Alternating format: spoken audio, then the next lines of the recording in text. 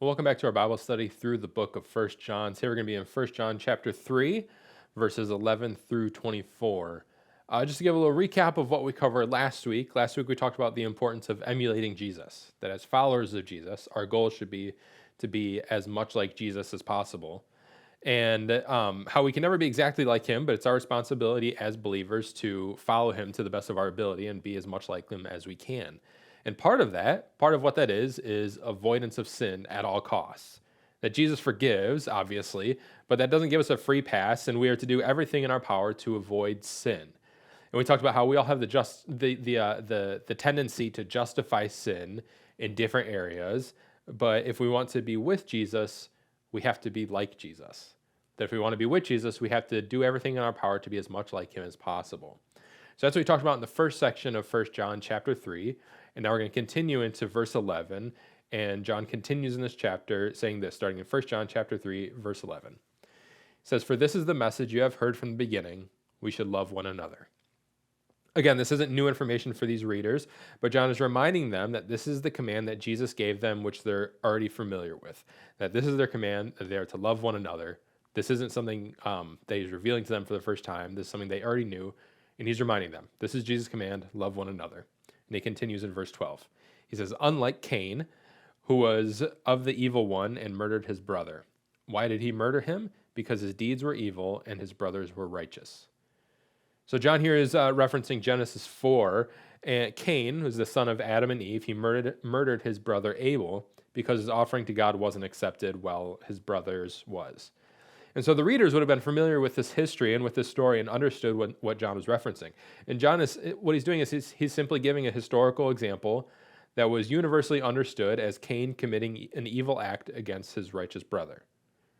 So he continues this thought in verse 13. He says, "Don't be surprised, brothers and sisters, if the world hates you." And so John turns his focus here to the readers and sort of puts them in Abel's shoes from the Cain and Abel story. He's telling them, don't be like Cain and be hateful. But if you follow Jesus and if you are righteous as Abel was, there will be people that hate you and do evil against you. So what he's doing is he's echoing Jesus' teachings here from the book of John, the Gospel of John, chapter 15. In John 15:12, Jesus tells his disciples that his command is for them to love one another as the world loves them. But if we keep reading, we see that he gives them a warning in verse 19. So in John 15:19, he says this. He says, "If you are of the world would love you as its own. However, because you are not of the world, but I have chosen you out of it, the world hates you." So John is simply repeating what Jesus taught. Love one another. Love one another. However, in loving people the way that Jesus does, the world will hate you. People will want to do evil against you.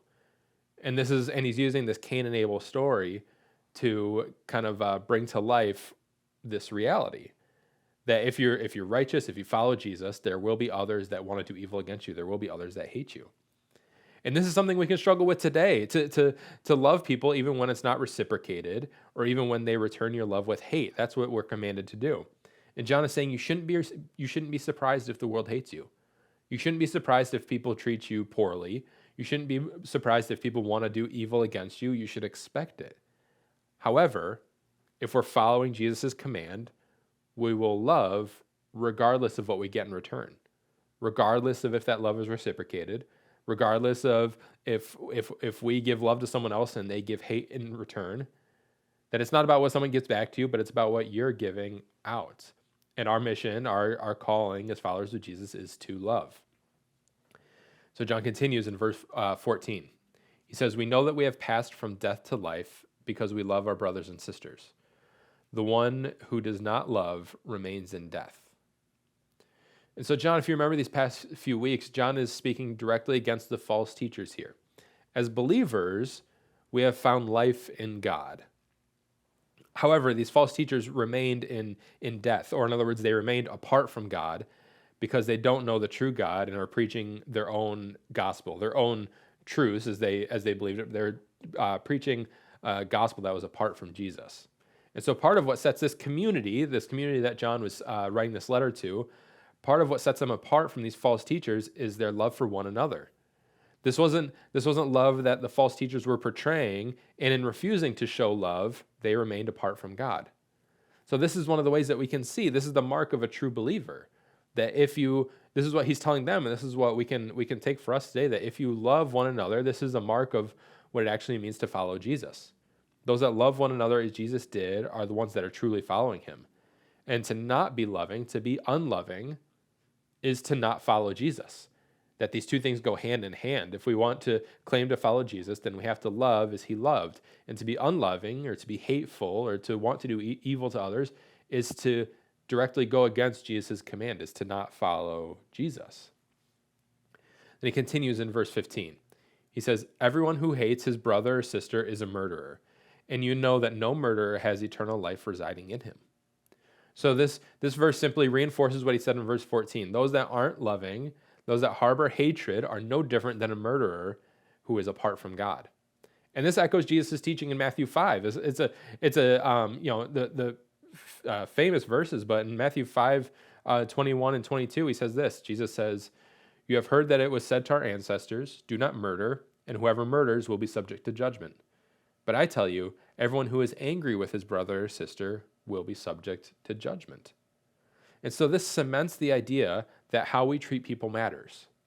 It's not simply a sin to physically hurt somebody or to kill somebody, but in how we treat people daily, that's what really matters. And hatred and unrighteous anger are things that separate us from God. Hatred or anger with our fellow brother or sister, this is something that is totally against what God's command and Jesus' command is for us. So John is telling his readers how to be set apart from these false teachers. Don't act like they do. Don't treat people like they do. The way they're living is completely apart from God, and for us to remain in God means we have to act differently. Treating people with love and not hatred. Treating people the way that Jesus did.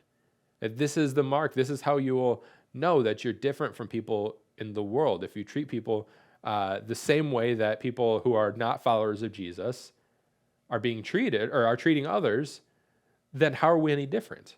But he's saying people should notice that you're different. The way that we treat people, our attitudes toward people should be different than these false teachers who are trying to claim this gospel that is apart from Jesus.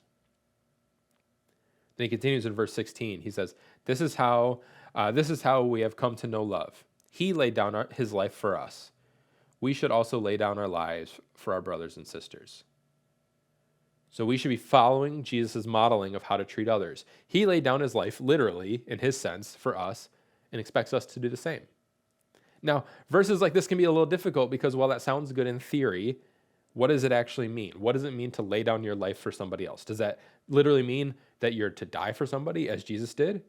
So what does it mean to lay down to lay down my life for someone like Jesus? And we can find that answer if we keep reading in these next couple verses. So let's continue in verses 17 and 18. And I think that'll give us an idea of what this idea means to lay down your life for someone else. So starting in verse 17, he says, if anyone has this world's goods and sees a fellow believer in need, but withholds compassion from him, how does God's love reside in him?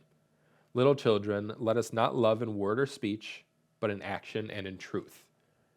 So John's giving a practical example here of laying down your life for somebody. He isn't expecting us to do something drastic or literally give our lives, but in laying down what we have for the good of others, putting others' needs above our own.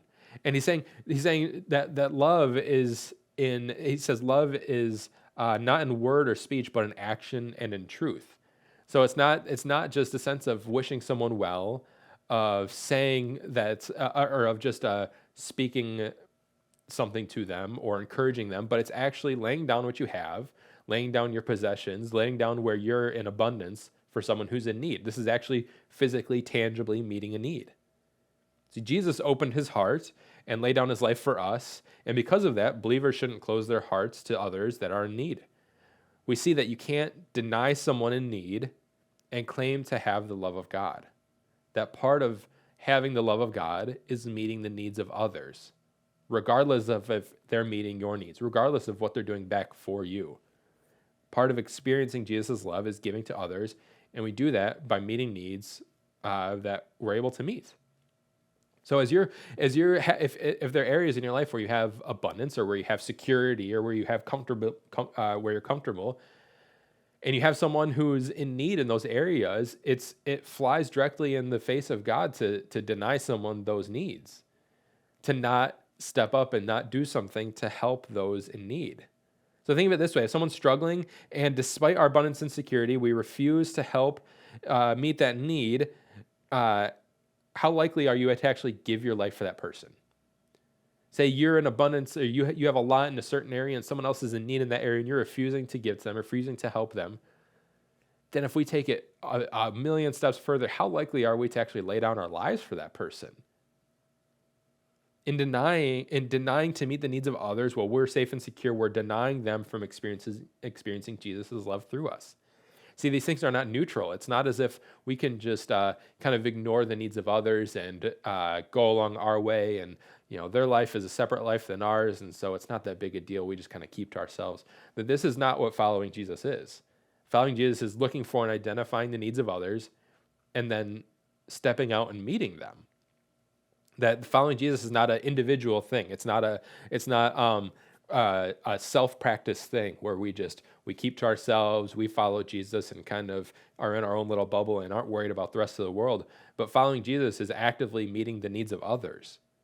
And this isn't a new command. This is commanded all throughout the Bible, even if we look all the way back to Deuteronomy. In Deuteronomy chapter 15, verses 7 and 9, it says, "If there's a poor person among you, one of your brothers within any of your city gates in the land of the Lord your God is giving you, do not be hardened or tight-fisted towards your poor brother.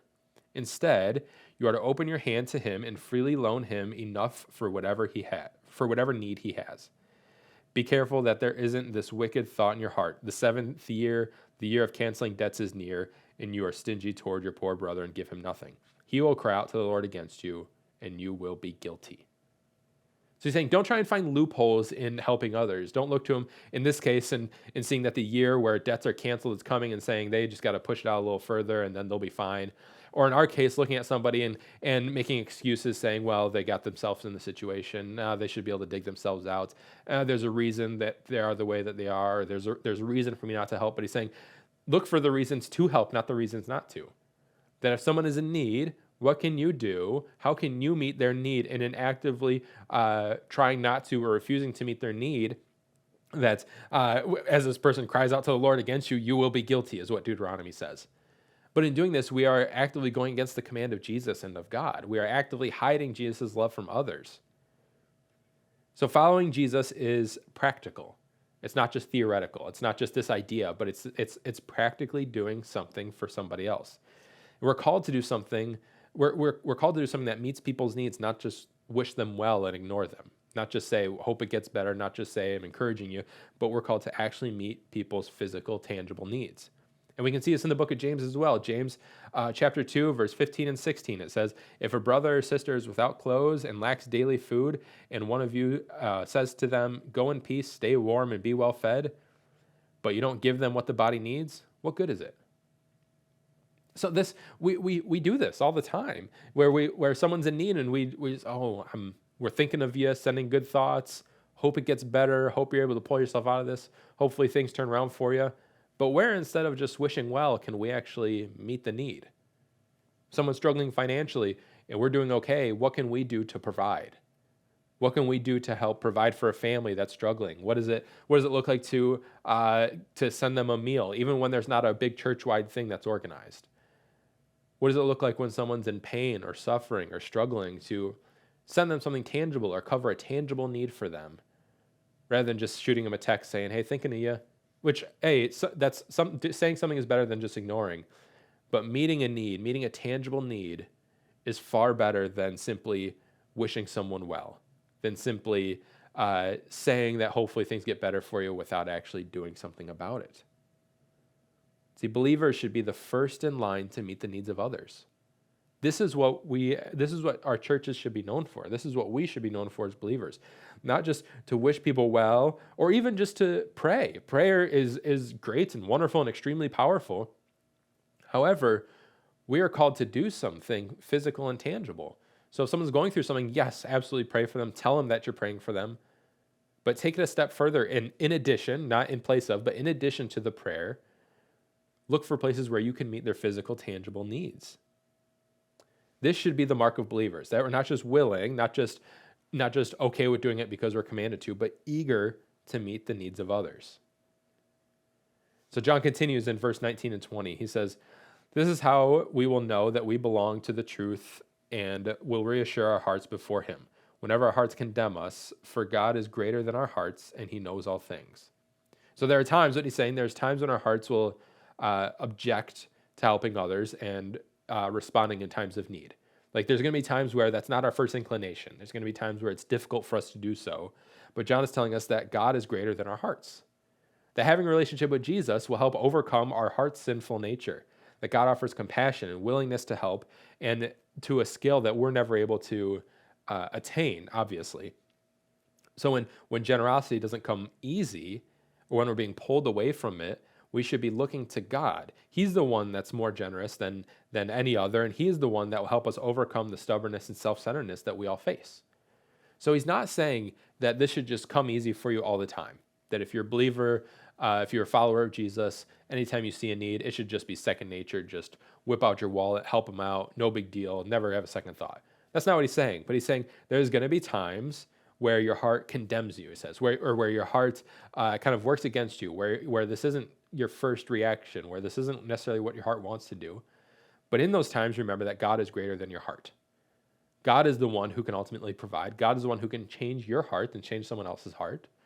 And so trusting in him, having a relationship with him, is what is going to make it possible to meet these needs when it's not necessarily your first inclination, where it's not necessarily the first thing that you want to do. And he continues on in verse 21 and 22. He says, "Dear friends, if our hearts don't condemn us, we have confidence before God and receive whatever we ask from him because we keep his commands and do what is pleasing in his sight." When he says, if our hearts don't condemn us, he's saying that in those times we're able to meet the needs of others willingly, when our hearts don't persuade us to act differently or to ignore the need, or where we don't do so sort of begrudgingly, this shows our assurance in our relationship with God. In providing the needs of others, we're keeping his command to love one another, and this is how we know that we have a real relationship with Jesus. So he's saying, when at the times where you're able to meet a need, and meet a need out of the generosity of your hearts, and where it's not something that takes convincing, but you're willing to do so, this shows your relationship with Jesus. That this over time should get easier and easier as you kind of mature in your faith. Not that we'll be perfect in it, ever. But this shows your maturity in your relationship with Jesus. The more willing we are to help others, the closer we are getting to Jesus. The closer we are in a relationship with him. And this is the kind of main point of this book. So he's saying that in the times where we don't always necessarily want to help others, but showing Jesus' love is the main goal for a believer. That we should, our goal is to show the love of Jesus to others. And he finishes out this section in verse 23 and 24, kind of cementing this idea. And he closes out this chapter by saying this. He says, "Now this is his command, that we believe in the name of the Son, Jesus Christ, and love one another as he commanded us. The one who keeps his command remains in him, and he in him. And the way we know that he remains in us is from the Spirit he has given to us." So this is the main idea of this book. God's command is to believe in Jesus, to believe that Jesus is who he says he is, that he is the Son of God. And Jesus' command is to love one another. To believe in Jesus requires action, and we're told exactly what that action is. To love one another. This is the Bible is long and things can seem complicated at times, and sometimes religion can seem complicated, but this boils it down to the extremely simple. That God's command is to love and follow Jesus, and Jesus' command is to love one another. So if we love one another, love Jesus, this is what it means to be a follower of Christ.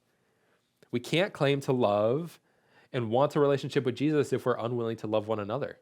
Like we said before, this is a relationship with Jesus is not just between me and Jesus. That's not how Christianity works. That's not what following Jesus is. It's between me and Jesus, but also me and all the people around me. It involves showing love to others, not just having a one-on-one relationship with Jesus while ignoring everyone around me. This is the command that was given to the readers in John's time, and it's the same command that's given to us today. See, as believers, we're called to meet physical, tangible needs of others, not just to offer encouragement, not just to offer a good word to them, but to step up physically, financially, and materially as much as possible. Seeing a need and refusing to meet it, especially in an area that we're in abundance or an area where we feel safe and secure, is actively hiding Jesus from others. See, we're called to be Jesus' hands and his feet. We're called to show Jesus to others. And if we claim to be believers, if people know of us as believers, but at the same time we're refusing to help others, we're stingy with our money, stingy with our time, stingy with the things we have, and unwilling to lend a hand to other people, then this is the view that people will have of Jesus. If I claim to be a follower of Jesus, but I'm unwilling to help anybody, then that's what someone is going to think Jesus is.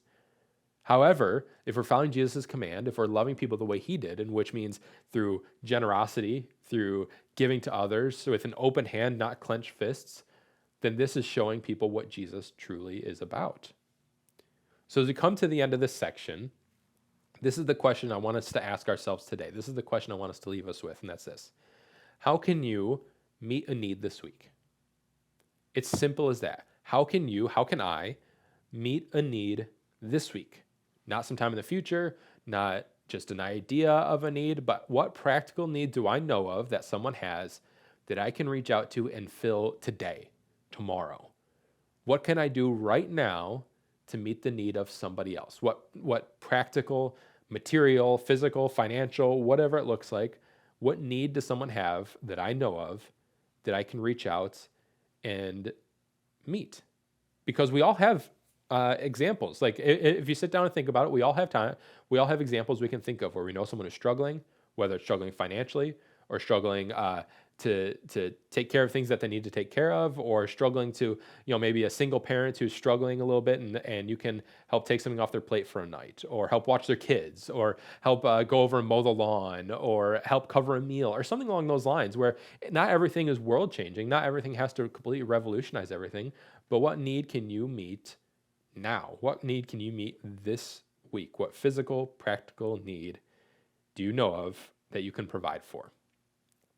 And as we wrap up today, this is the main idea I want us to walk with today. From this section of 1 John chapter 3, this is the main idea I want us to remember, and that's this: that love requires action. Love requires action. Love requires that we do something, not just sit on the sidelines. Showing Jesus' love doesn't mean we just talk, but it requires doing something. Loving people means providing for their needs. It means showing up when they're struggling. It does not mean just telling them I love you, but it means showing them how you love them. Doing what we can to help others in their times of need is being Jesus' hands and feet. See, this is what we're required to do. This is what we're called to do as followers of Jesus, to show love. And showing love means actively doing something, not just wishing well, not just saying I love you, but actually meeting a need for somebody and actually showing love. So remember, as you're going about your week, until we meet next time, that love requires action. And this is what we see in 1 John chapter 3, verses 11 through 24. Hey, thanks so much for checking out this video. We upload new videos every week to help encourage you in your faith in Jesus. So be sure to subscribe to this channel so that you never miss a thing.